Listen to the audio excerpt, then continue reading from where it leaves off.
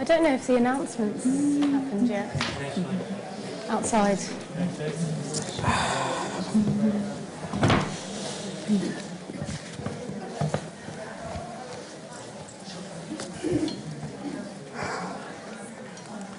I have your book. You do? But I haven't read it yet. Maher. I'm sorry, what were you saying? I said Your mics are on. Okay. We're not saying bad things about you, it's okay. Not about me. Maybe about someone else. Just... Ready? Hello everyone, good afternoon. I'm Saima Mohsin. I'm a journalist and radio and TV presenter and correspondent, and I'm really pleased to be at the Lahore Lit Fest London edition once again with you. And I only wish there was another person on the stage with me today, and that is Qandeel Baloch herself, who is the front and centre of our discussion this afternoon. Very, very pleased to be joined on stage by Sanam Maher, who has written a book about Qandeel, The Sensational Life and Death of Qandeel Baloch. She's a journalist who's based in Karachi in Pakistan, and for more than a decade she's covered stories across various subjects on the arts, culture, business, politics and religion, and The Sensational Life and Death of Qandeel Baloch is her first book. Sonia Faleiro at the end there is an award-winning writer. She's the author of The Girl and Beautiful Thing Inside the Secret World of Bombay's Dance Bars, which we're going to be talking about as well. And she's also a journalist who not only writes but takes photographs that appear in publications globally. And in the middle we have Saroop Ijaz. He is a columnist, a lawyer, and also legal advisor to Human Rights Watch in Pakistan. I don't feel we have long enough to talk about a subject like Qandeel Baloch, who is incredibly fascinating, and I think she personifies a lot about the issues of Pakistan and South Asia in general. But we're going to try and gallop our way through it. I'm a strict timekeeper, guys, so keep your eyes on me, because if you go on for too long, I'll be saying, cut. First of all, I want to talk to you, Sanam, about the process of your writing, the reportage part of it. You create such a great picture, not just about Qandeel Baloch herself, but Pakistan, which gives you an idea about who she is and how she represents Pakistan as well, but not just about the process of writing, but the reaction you've had to your writing, if you can. Yeah. The process of the writing, it's interesting because I started out looking at someone who put out so much information about herself. There was a glut of information that all of us could access at any point. And it wasn't just through her interviews, it was through social media. And then if you weren't following her on social media, she was making the news like constantly, especially in the last months of her life. So you would have heard about her or seen what she was getting up to or what she was in the news for, why she was going viral once again. So there was a ton of information out there about her, but at the end of the day, I felt like we didn't really understand who this person was. Who was she really beyond the persona that she had created, a persona that we were really happy to consume, that we loved having a reaction to. But who was she as a person? How did she get to where she was? And my interest kind of grew to a point where it was like, what kind of place can create a person like this, allow them to have a career like this? But it's the kind of place that also finds that it can't tolerate her beyond a certain point. And so my interest kind of developed more into just us as an audience and us as consumers of this image, of this persona and this person. Why did we have, the reaction, all of us would have seen it, just not just within our friends groups, but online as well, where it was split down the middle, where it was, I feel terrible about what has happened to her, this shouldn't have happened. But a majority of the time, there was just a big but in the conversation. There was, but I'm going to come to that in a minute. Yeah. But I want you to also share with us, because I've had some interesting conversations with you about this, the reaction not just to Qandeel, but the reaction to your writing about Qandeel. And you've had some challenges in getting your book out there and your message out. Yeah. This is something I didn't expect at all. I think when just before the book came out, a lot of people would ask me, like, aren't you worried about, because Mufti Kavi is in there, and there's a whole chapter on him, and then there's a lot of stuff just looking at how the media covered it. And there's a lot of people who are well known, and they thought, well, aren't you worried about the reaction from them? And I hadn't really thought about it, and the one thing I really didn't expect is the reaction that I got from retailers and from institutions. And Pakistan is a very small book market as it is. And selling your book over there, finding readers for your work over there, it's challenging enough without being presented with situations where I was being told, we don't want to do an event for her because we don't want to be associated with her. One guy asked me, he was kind of dodging around the point of why he didn't want to have an event in his space, and at the end of it, he was just like, if you hadn't put her name in the title, I could have publicized it. If you hadn't put her face on the cover, I would have been happy to have an event for her. But people retailers not wanting to publicize it on social media because they said, well, log bure comments likhenge. And I was like, that's okay. And down to, a bookshop in Islamabad refusing to display the books, and they keep it behind the counter. And if you go up to the counter and ask for it by name, only then they'll sell it.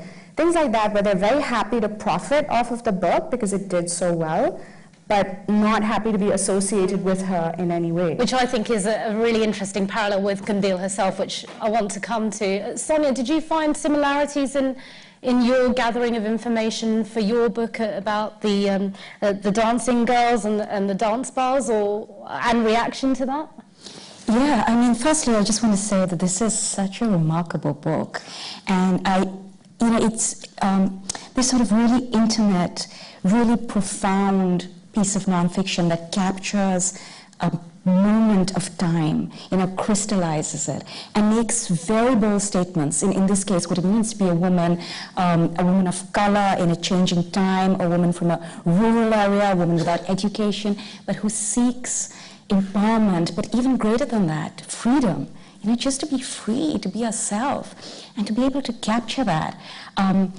And yet to do it in a way that's so intimate, so that you feel wherever Sanam went, you are tailing along. It's such a breathtaking feat of reportage, and I'm just so much in awe of what she's done. And I think something like this is going to be influencing what people read and what people will want to write in Pakistan and South Asia, and anywhere where this sort of reportage is beloved for a long time. In terms of my own work, I've been working on my current book for 4 years. I worked on Beautiful Thing for 5 years.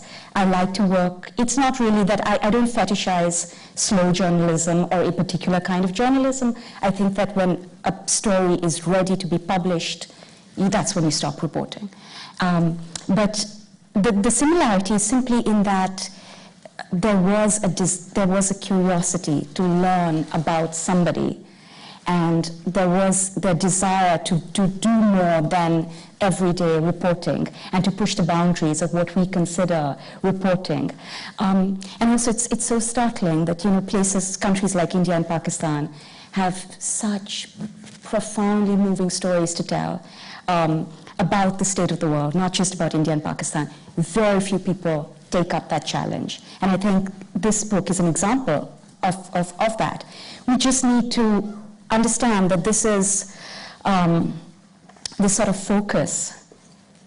If you put it into your reporting, you really can tell an unforgettable story. So I think in terms of just the focus and the curiosity and the emotional investment, potentially, I did see some similarities. Yeah. I want to talk a bit about Qandeel Baloch herself. I'm hoping and assuming many of you will know her and have seen her social media clips.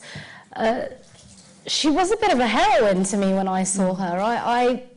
I really liked her, and I was impressed by her boldness and her brashness.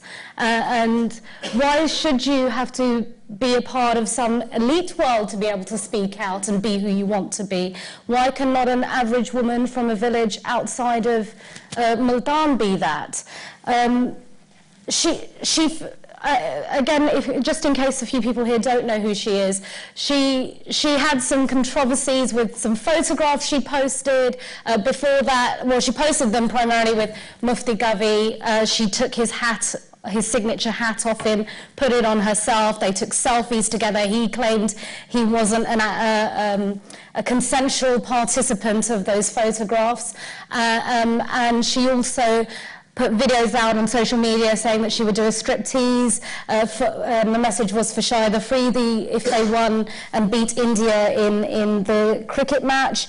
And to me, the very notion that Qandeel let people using social media into her bedroom was really a metaphor for letting people inside the inner sanctum of Pakistan and what's really going on. You know, she was about sexuality, she was about women's empowerment, she was about a lot of things that not a lot of people across South Asia want to talk about, because there's a lot of shame and guilt attached to these things, right? So I'm going to let you into the conversation. I'm the token male here. Hello.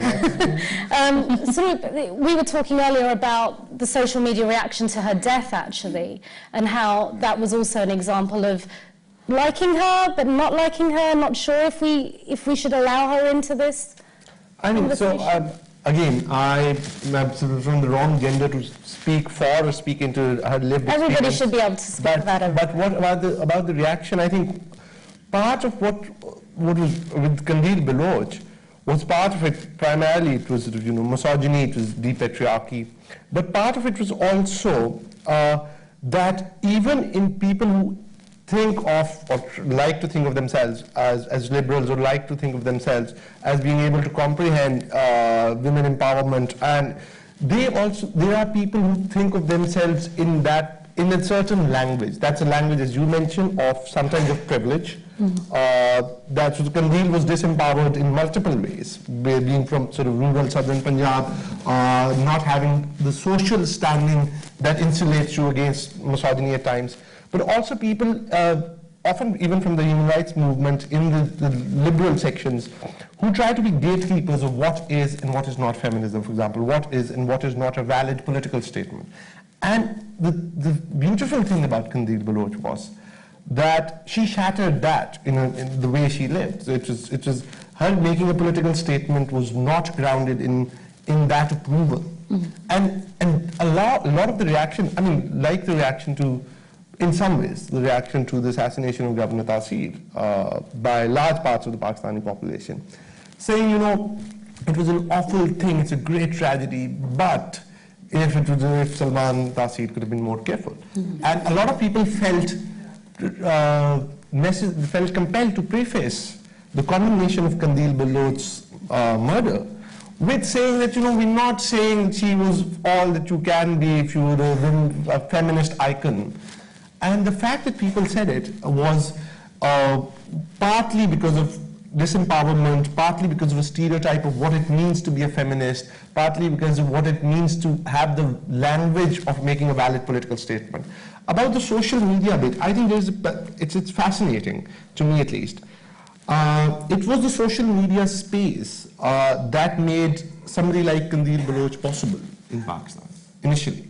It was whatever you can sort of YouTube, Facebook. It was that space that allows you to have a platform without intermediaries, without sort of this relying on this deeply patriarchal structure which is exclusionary.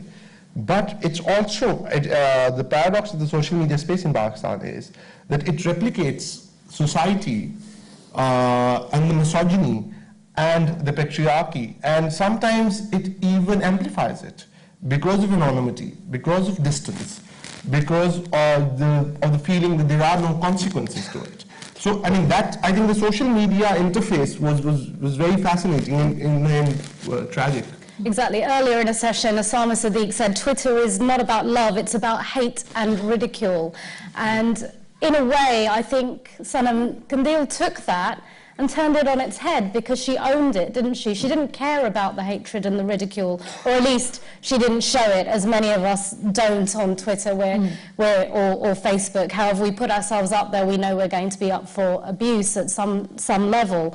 She owned it, didn't she? And she used it to her advantage. I think that that's something that I'm really hesitant to, I know that I want to believe that. That is something that I would like to think. But when you go back and look at, especially her interviews towards, like just in the last 2 weeks of her life, she was interviewed by Dawn, she was interviewed by some guy who runs a Facebook radio thing. And in all of those interviews, she's deeply upset, she's crying. She usually had a way of dealing with the media. She was slightly flirtatious, she would make jokes, she would kind of be very different and very sort of relaxed, and like you're saying, she owned what she did. And she took on the haters, and she would say things like, you know, they're just like barking dogs, and who listens to those, and things like that. But I do think that at some level, it does start to get to you, and I think we would like to see her as someone, especially after her death. I think we've put her on a bit of a pedestal and said, well, she didn't care about it. And especially in the West, when, you know, the story of her death was covered, it was like she didn't care about what people said, and she was from this environment, and she wanted to challenge everything. And yes, there is an element of that. But it's also someone who was a young girl. She was a 20-something woman, and she was suddenly in the spotlight, and suddenly all these things about her life that she had tried very hard to hide were coming out. And being online, being on social media and using that space, it wasn't that she was doing it because this is fun. That was her job. It wasn't as if, oh, I do this on the side, but this is she wasn't doing acting by that point. She wasn't modeling, she wasn't singing. It was just that. That's where she was getting all the attention and sort of leveraging that. So it wasn't even an option to suddenly say, I've had enough of these haters, I don't want to deal with it anymore, and I'm going off. So you have to deal with this constant stream of abuse that's coming at you, and you can't really opt out of it. So I don't necessarily know that it was just a point where I'm fine with this and it doesn't affect me at all. That's exactly what I wanted you to say, because I want to discuss, and feel free to, whoever wants to answer this, is that a major problem that we're seeing with the social media and the rise of social media stars, that, as Saroop touched on as well, that there's not enough 360 perspective of these people, there's not enough understanding of who these people are, and Sanam, your book goes towards doing that, but then it has a limited audience potentially, whereas social media has a much wider audience. So how do we redress that balance on social media? Anyone want to pitch in on that? Do you mean in terms of a 360 view of the person themselves? I don't necessarily know that we need that. I think that's kind of the beauty of social media as well, and that's something that I tried to stick with the book as well, is Qandeel created a persona that was a version of herself that she presented just as we all do online. We have our social media selves. We have aspects of ourselves that we share with the wider public, and especially, let's say you're in a job like journalism or something like that. People think that they may know what your life is like, but they know a fraction of it. And to me, I think there's this real curiosity about someone like Qandeel especially, and wanting to, there's so many projects, so many documentaries, so many stories that are going to continue to come out, all of which try to get to all the details of this person's life and lay it bare before us. And I'm just kind of wondering, well, why do we need that? Is that because then it makes it easier for us to sympathize with her, it makes it easier for us to connect with her? Whatever she was presenting to us, that's what she wanted to show, and that should also be enough. Like, you shouldn't have to pry into everything that's going on in someone's life just to be able to say, well, what happened with you is terrible, and I understand where you're coming from, or whatever it is. So I kind of wonder why we want this 360 view. I think we're really inquisitive, we're really curious, we want to know all the masala and all the gossip, and that's what social media we thrive on it for that reason. So from a rights and legal perspective with social media, is there a room for a discussion of kind of controlling social media in some way? I mean, that is a very complex space, right? The line where regulation ends and censorship begins is a complicated one. Yes, but there is a conversation now about regulating, or at least some red lines all around. It is difficult. That's an implementation problem. It's a legal problem, but it's also an implementation problem. But as Sanam was saying, this is the culture of being inquisitive, and particularly with somebody like Qandeel, was less about trying to be inquisitive and be sympathetic or be empathetic. That wasn't what it was about. And the fact that you don't have to pry, and that we saw that happening not only on social media, but I think on the broadcast media, on the mainstream media. How does one deal with social media is a challenge, I think, The anger, what I'm saying is what I said earlier, it's become easier to do this because you have distance, because you have anonymity, because you have this sense of camaraderie with for want of a better word, and sometimes with the other trolls, where it's very primitive to get together in a horde and sort of attack but with somebody like Qandeel, I think it was, it is a cliche, but it was somebody who got the pulse of the social media in which the people love to hate, in the sense that people would, and that's in Pakistan, there is this outrage industry, right? We see that in other contexts with blasphemy, for example.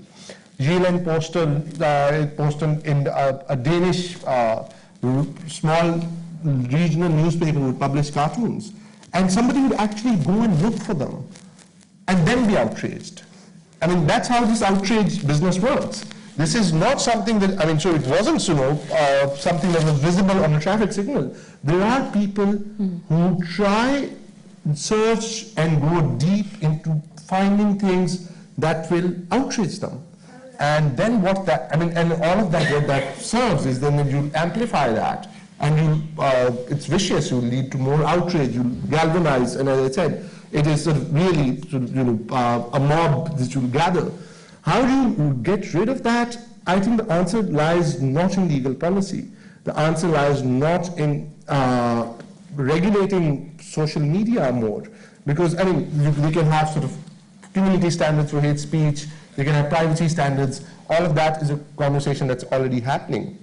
But as I said, to think of the social media space as something which is an independently occurring phenomenon, it is a replication, it is sometimes just a mirror image of what's going on. Exactly. It just made it easier.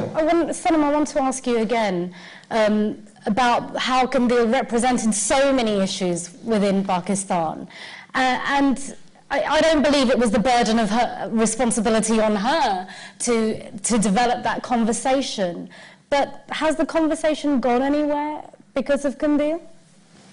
I think that, I personally don't see it happening. I think that we like to see Qandeel maybe as an isolated incident. Just as Saroop was saying, we have this real outrage factory going on online. And, if you just think about just the average social media user is probably, it starts with something like, I think all these actresses, they're just all whores at the end of the day, or they all just dress horribly. And then you're going to go on the Sunday Times Instagram and look at it and be like, see, I knew it. Like, I knew I was right. And then you're going to type out a comment being like, I think all of you are whores, enter. Like, that's it. And then you feel super satisfied that, okay, I got that out. And I vented, and it's almost like confirming all of this, these thoughts that you have about, how women need to be in this society, how Muslim women need to be, and they're not behaving in that way, or whatever it is. You have a bias, and then you want to go confirm it, and you feel very satisfied when you're right about it. But so the fact is, though, as you were saying, that she was almost holding a mirror up to society, yet society is not holding a mirror up to itself, right? And but then we've got the dichotomy and the other side of the coin, where we've got the Me Too movement and women taking to the streets and marching. And Sonia, you've written about that recently in Foreign Policy. Yeah, so what's happening in India is kind of remarkable. And we had enormous policy changes and enormous changes in just how we spoke about sexual assault after the 2012 gang rape and murder in Delhi. But, confronting somebody who is close to you, and we know that the majority of sexual assaults take place by a known person, confronting somebody who's a member of the family, or in the case of Me Too, somebody who is powerful and who has given you a job or who you work with, adds a significant layer of difficulty. And I suspect that's probably why Me Too took slightly longer. This aspect of Me Too took slightly longer to take off in India. But when it did, within a week of women coming out, women in Bollywood, women in journalism, a lot of journalists, a lot of writers who've been, Chetan Bhagat, has no response for his behavior. But you have a lot of these people who who we now know are serial predators, and their behavior has just been accepted, has been passed off as, well, he's a man and he was drunk, or what do I do about this? But in a matter of weeks, like I said, a lot of these people were forced to confront, were made to confront their behavior and were made to respond to it. And some of them have lost their jobs. Some of them, like Chetan Bhagat, have made remarkable excuses for their behavior. But I feel like this is a turning point, and nobody is going to accept this sort of behavior anymore. I think that what we're seeing in India is really remarkable, because the situation is so much more fraught. It's so much more difficult to do what we are doing in India than, with full respect to what's happening in the United States. We have more obstacles before us. It is impressive, and I think it's going to move on, especially now that M.J. Akbar, the minister, has been forced to resign. He's been a predator for that didn't decades. look like it was going to happen for a while. That was so shocking, and it was such it's exactly why Me Too was needed, because this was somebody who was essentially saying, hey, I've been a journalist, I've been an editor-in-chief for decades, you've ruined my reputation, as opposed to saying, actually, I used my reputation to prey on women. And given that he's been a journalist since the 1970s, we're talking about potentially hundreds of women who've been damaged by this man's behavior. But he's resigned. He's got a battery of lawyers defending him, and I don't see how he can win, because there is almost going to be an equivalent number of women. He has 97 lawyers. There's going to be an equivalent number of women saying, no, you are a predator. You opened the door to me at a meeting in your underwear. There is no explanation for that behavior. It takes remarkable courage, and Qandeel showed a different kind of courage that is no less admirable. And could I just ask one question to Sanam? We saw Qandeel through social media, and we understood her through social media. How did her parents see her? Well, I asked them this, and their association with her, their memories of her, how they understood what she was doing, they weren't that interested in it. I think she financially supported them. That was enough. And then when I asked them, when she would travel, or when she'd be going to Dubai, or she's going to South Africa, didn't you ask her why she was going? And they said, well, no, that was her work, and that was her work life, and it was separate. And when she was with us, it was home life, and talking about family things, or whatever it is. And there was just so much more stuff that was urgent over there, things going on with her brothers, or things going on with her ex-husband, or her child, or whatever it is. And so they would see her on TV, and she would, when she was still acting, she would call them and tell them, like, I'm going to be on this drama, and you should watch it. And so they engaged with it on that level, but they aren't on social media. They're not sitting there and looking at what people are saying about her. They're not looking at her Facebook.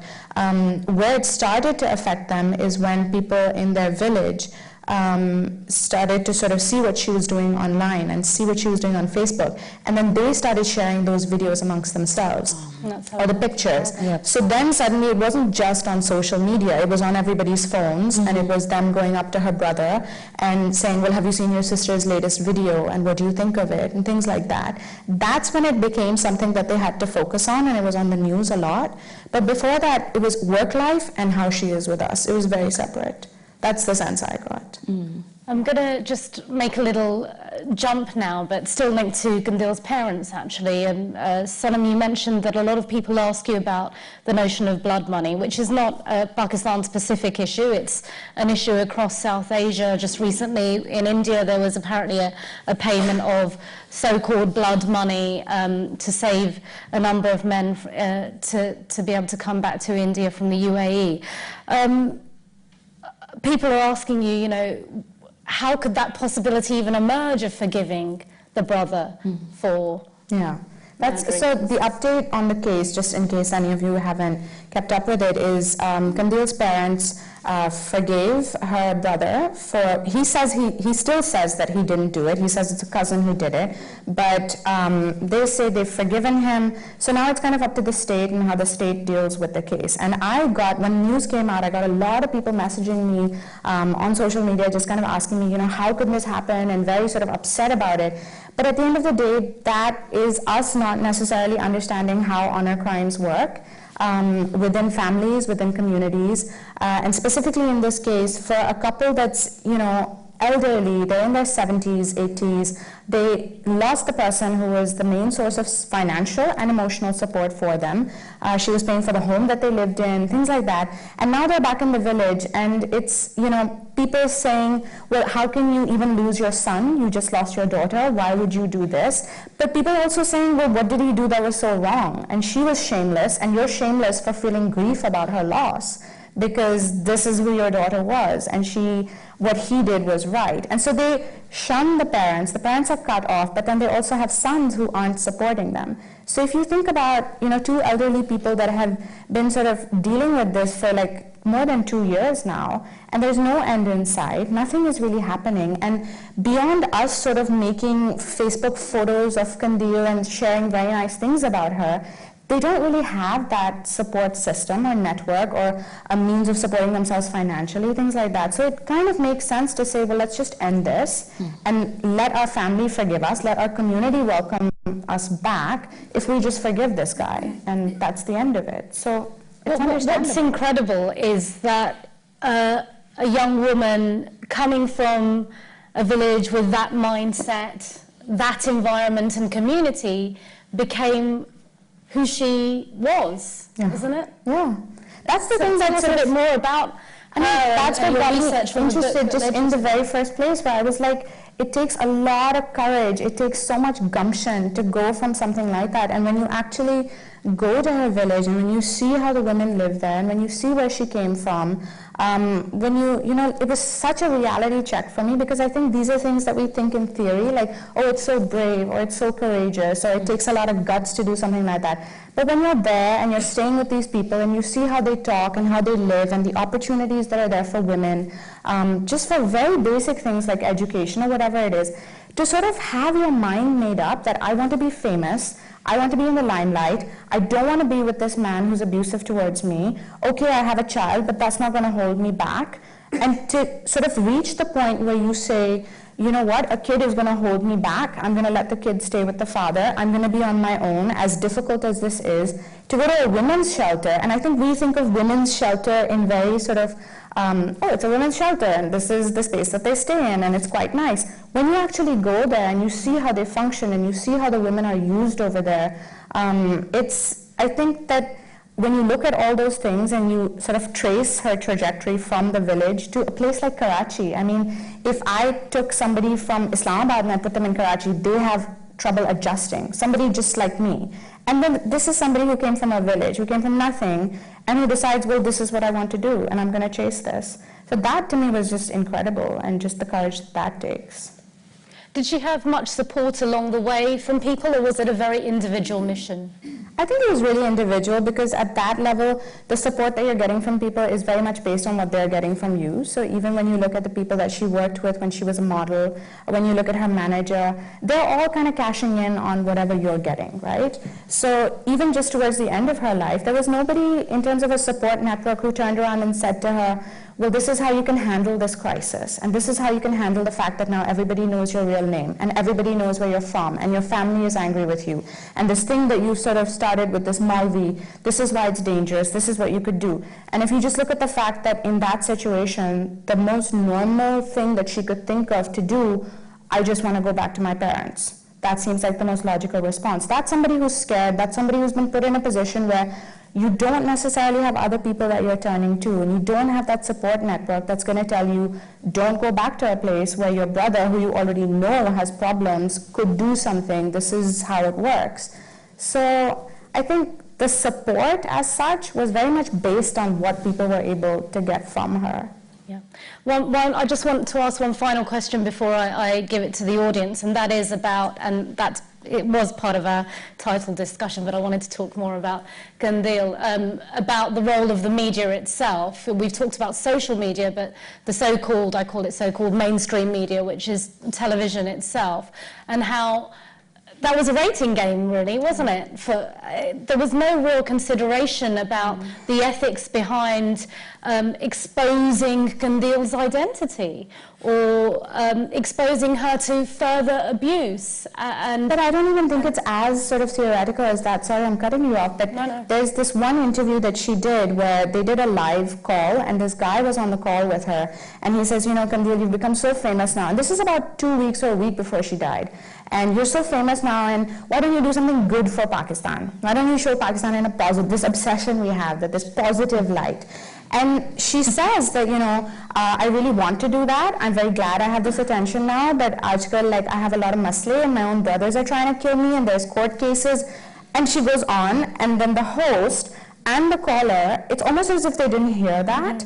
And the caller says again, well, okay, but will you do something good for Pakistan after you've done, like, dealing with all of this? And nobody actually picked up on the fact that, what do you mean your brothers are trying to kill you? Yeah, what does that mean? exactly. And if they heard it, even just as a viewer, you'd be like, she's so, like, it's just drama. She's a drama queen. She's just trying to get attention. This isn't real. So it's not just on the ethical level of exposing someone's name and finding their passport or whatever it is. It's on the level of being unable to hear what this woman is also telling you and the danger that you are placing her in. So it's also just being completely oblivious to that. I think we could have a whole hour-long discussion on television in India, Pakistan and Bangladesh separately, but does anyone else want to say anything before I go to questions? No? We have mics. I think we have one or two. One. A question there, please. And anyone from this side? We'll tee up the next question. No? Hi, that was a really interesting discussion. I think what's really fascinating to me about Qandeel, amongst many other things, is that she was a content creator, and also content that was created, the subject of content as well. And it's not that women like Qandeel, and I hate saying that, but I think you know what I mean in this context, didn't exist before. There have been, you know, stage drama in Lahore and Alhambra, for example, etc., is extremely provocative. But those women are usually created. They are objects rather than subjects. And what social media did was give Qandeel a platform on which to operate from. And after Qandeel's death, you have what she is, the content of Qandeel, of what Qandeel has become. In the TV serial Bazi, which has been one of the most successful serials in the early stages, when she was in the village, and then when Qandeel becomes Qandeel, the ratings started dropping.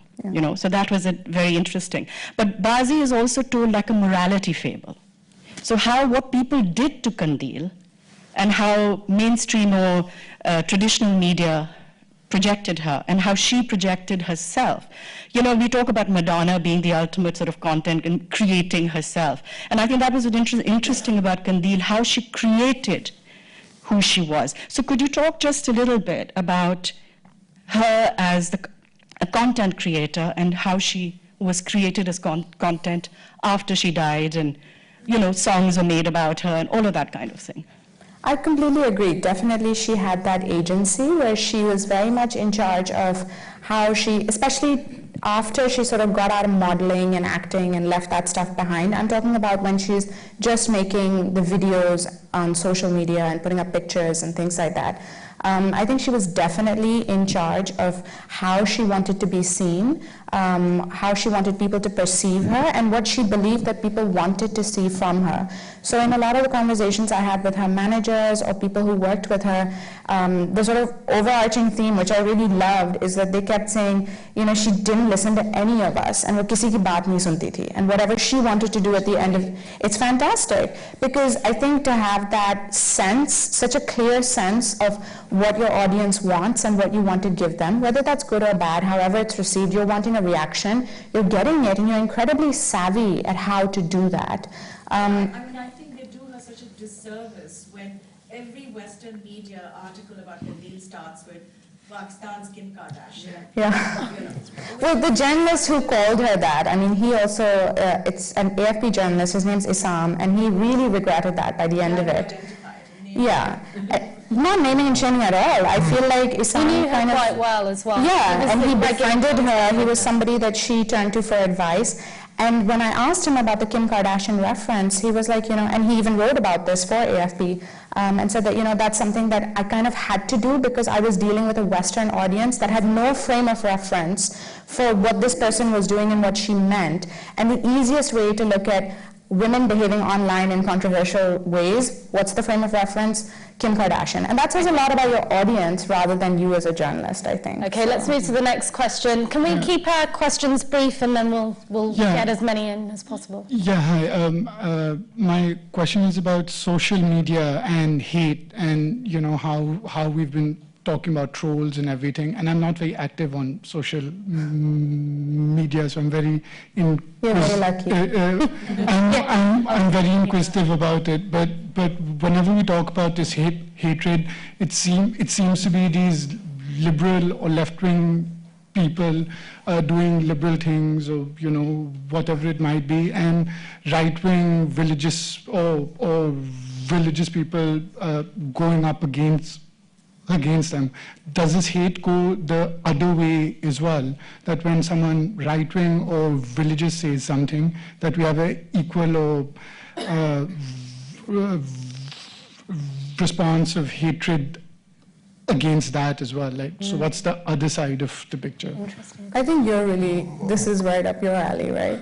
I'm not, personally I'm not, I'm like you. Try and stay away from social media. But I think the question, what I said earlier, I think the cost of being, so social media replicates a lot of what's going on, right, in society. It just amplifies it in the sense the cost of being abusive, the cost of just being hateful has gone down because you have anonymity, you have distance, and why a lot of that is right-wing at this point in history, and just because that's, the social media's lifespan, is because a lot of the right-wing rhetoric at the moment is of a victim complex. A lot of the right-wing rhetoric is of being sort of a liberal elite in ascendancy. That's true in large parts of South Asia. This is now true equally in the United States. So in that sense, this short, bite-sized comment information is by default sometimes, the chip on the shoulder is being anti-intellectual. The idea that, and that's perceived as anything sort of which is more than like 4 syllables is perceived to be elitist and exclusionary. However, it works the other way around sometimes. I think there are, with the example of Qandeel Baloch, a lot of what was, with the right-wing misogynist commentary, which is par for the course, sadly, it was expected.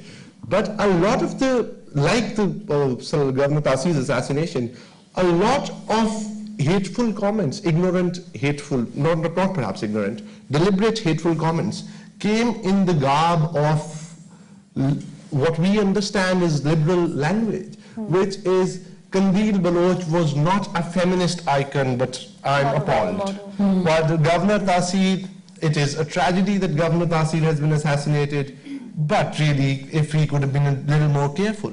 So the fact is, nobody has a monopoly over hate, bigotry, prejudice, and ignorance. But at this point in history, when the social media the lifespan is about 10 years, it seems that the right-wing victim complex is just the most visible, and I think that's what it is. And one thing I'd like to add, as someone who is very active on social media, is that what's at stake when you're talking about the reverse, right? What's at stake changes because one side is willing potentially to be violent. Qandeel paid the ultimate price. I've also been the victim of a lot of hatred and stalking and harassment, but I, vice versa, am not going to go out and attack people physically. Let's go to this question here, and then this question there, and then we'll pass the mics around. And can we, again, shorten, because the next session will start, and I want to squeeze as many in as possible. Hi, I was wondering, what would be the fundamental change or a tangible change that would have to happen for somebody like Qandeel Baloch to be free and empowered and live her life without being killed. And no, it's something quite tangible, only because as someone who goes to Pakistan quite regularly, I have to be very careful how I behave because of the kind of log kya bolenge, log kya kahenge.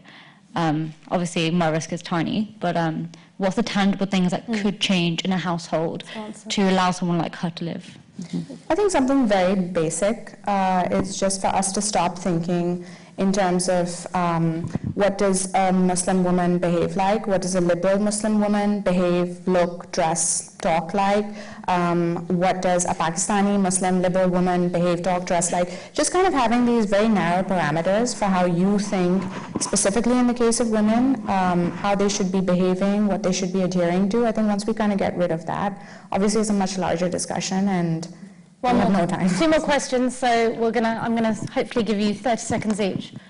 One there, and then one there. The lady in the yellow. Shall I? Yes, please. First and foremost, hats off to those people who are not active on social media, because social media just, creates more negativity than.